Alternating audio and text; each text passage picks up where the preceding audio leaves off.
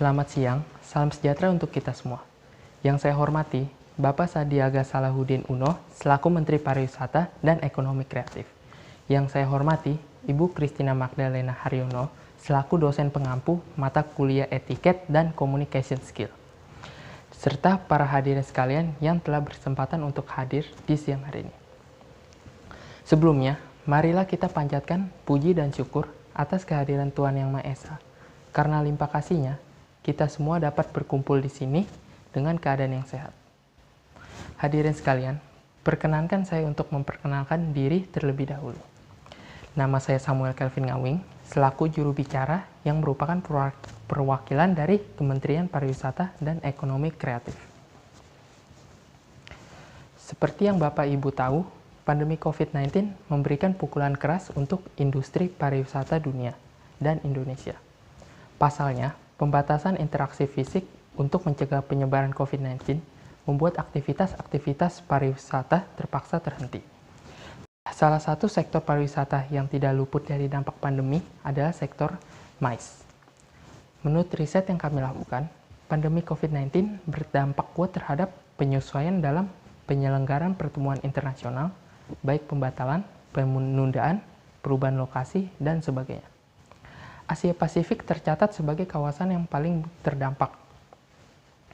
Menurut riset di Indonesia, data dari Ivendo menyebutkan telah terjadi 96,4% penundaan dan 84,8% pembatalan event di 17 provinsi. Diperkirakan kerugian dari 1.218 organizer di seluruh Indonesia antara 2,7 triliun hingga 6,9 triliun.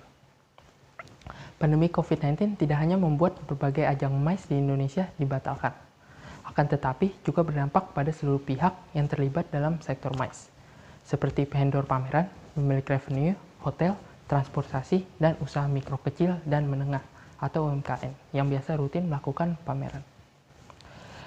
Dampak pandemi COVID-19 tidak hanya berdampak di negara kita Indonesia, tetapi juga negara tetangga yaitu Singapura, terutama pada aktivitas industri pameran di bidang pariwisata.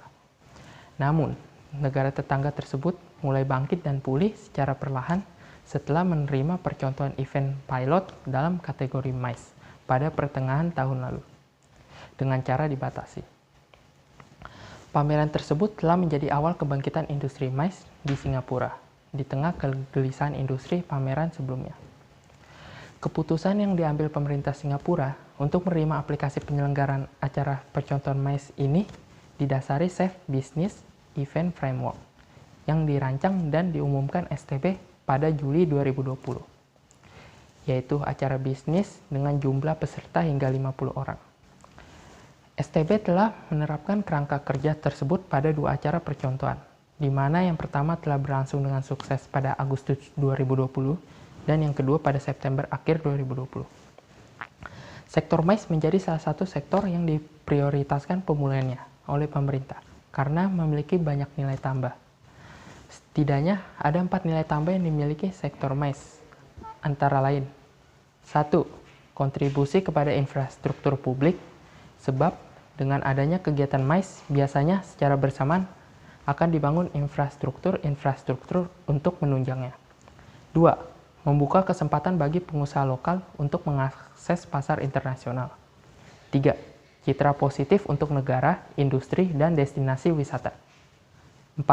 Gelaran MICE di Indonesia secara tidak langsung dapat meningkatkan kapasitas dan kemampuan sumber daya manusia yang ada di dalamnya, seperti event organizer, liaison officer, dan pengelola venue.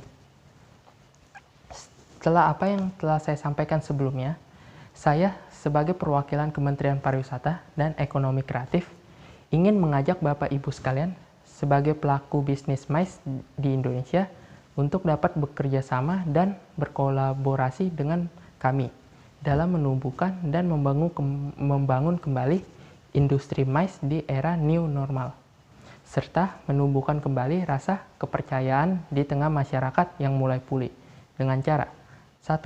Untuk mendorong kebangkitan sektor MICE, Kemenparekraf telah menyusun rencana untuk sektor MICE di tahun 2022. Kebijakan pertama adalah membuat panduan Clean Life, Health, Safety and Environment Sustainability. Kegiatan MICE serta melaksanakan sosialisasi dan stimulasi di beberapa destinasi MICE. 2. Lakukan aktivitas promosi dan pendukung kegiatan MICE yang diawali pasar domestik sambil menunggu border wisata dari luar negeri dibuka. 3. Kemenparekraf masih melakukan bidding kegiatan MICE internasional di Indonesia. 4.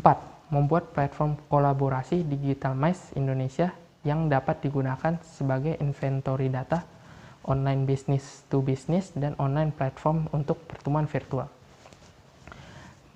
Berikut merupakan penjelasan detail terkait MICE ID.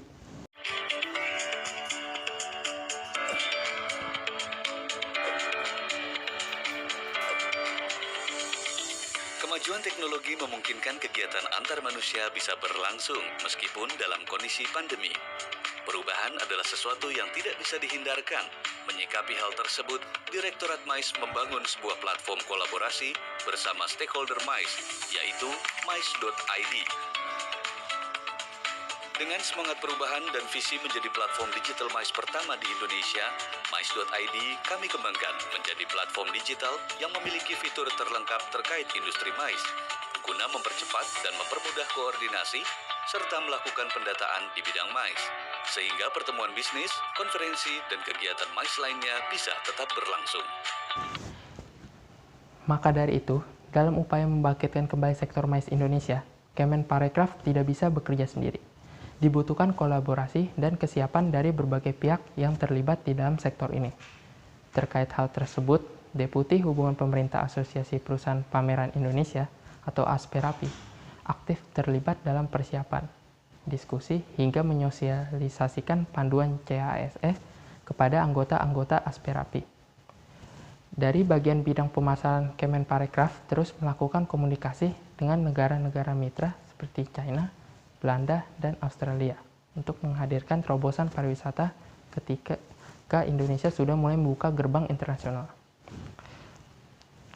Segala bentuk dukungan dari berbagai pihak akan dibutuhkan selama menghadapi pandemi ini.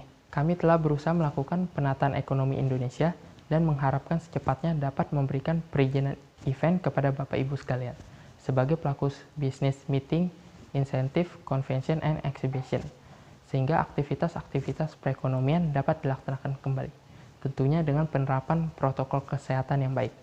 Sekian pemaparan dari saya, mohon maaf jika ada salah kata dan segala kekurangannya. Terima kasih.